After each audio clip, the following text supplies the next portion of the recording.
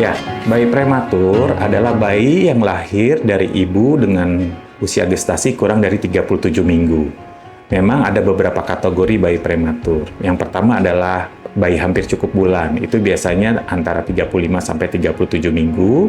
Kemudian bayi sangat prematur antara 28 sampai 32 minggu dan bayi amat sangat prematur kurang dari 28 minggu.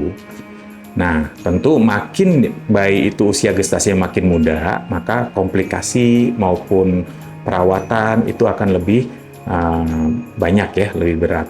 Mengapa bayi prematur membutuhkan NICU? Ya, jadi bayi prematur itu sebenarnya bayi yang lahir dalam kondisi tidak siap untuk melakukan adaptasi dengan lingkungan yang baru. Misalkan kalau kita tahu bayi cukup bulan lahir, habis itu dia akan menangis, kemudian bernafas dengan baik. Kemudian denyut jantung bayi cukup bulan juga cukup untuk mengedarkan darah ke seluruh tubuh. Bayi cukup bulan juga cukup untuk mempertahankan suhu tubuhnya. Bayi cukup bulan juga mampu mencerna ASI dengan baik.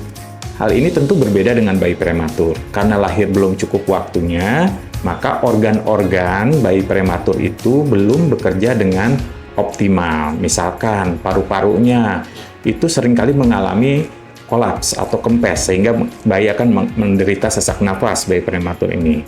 Kemudian organ sirkulasinya, ada pembuluh-pembuluh darah seperti ductus arteriosus harusnya menutup tapi belum menutup. Organ usus misalkan harusnya bisa mencerna ASI tapi kalau dikasih minum beberapa bayi justru malah jadi meradang ususnya. Dan organ-organ misalkan yang menghasilkan panas itu belum cukup sehingga bayi itu cenderung akan menjadi kedinginan atau hipotermi. Sehingga bayi-bayi ini harus diawasi dengan ketat di tempat perawatan khusus, di mana ada alat monitor yang melihat tanda vitalnya real time, continuous, berkelanjutan, sehingga bayi tersebut bisa dijaga keberlangsungan hidupnya. Golden hour itu adalah 1 jam pertama dari kehidupan bayi itu. Jadi begitu bayi prematur, apa yang terjadi di 1 jam pertama sangat menentukan luaran bayi tersebut. Kenapa? Karena dalam 1 jam pertama itu bayi akan mengalami proses adaptasi. Dia bisa mengalami sesak nafas, dia bisa mengalami kedinginan, dia bisa mengalami kejang, dia bisa mengalami hipotensi dan sebagainya. Jadi, tugas kami sebagai tenaga kesehatan, khususnya bergerak di bidang neonatologi, harus bisa memastikan dalam 1 jam bayi tersebut sudah nafasnya sudah enak, diberikan alat bantu nafas. Dalam 1 jam bayi tersebut aliran darahnya sudah bagus misalkan. Dalam 1 jam suhu tubuhnya sudah normal antara 36,5 sampai 37,5. Dalam 1 jam bayi sudah dapat nutrisi, sudah dapat makanan ya entah lewat infus ataupun lewat minum dan sebagainya tentu. Nah, dengan ini dijaga dalam 1 jam ini kita kenal dengan golden hour. Jika manajemen di golden hour ini bagus, maka umumnya bayi-bayi tersebut di perawatan lanjutan akan lebih mudah dan komplikasinya juga lebih sedikit.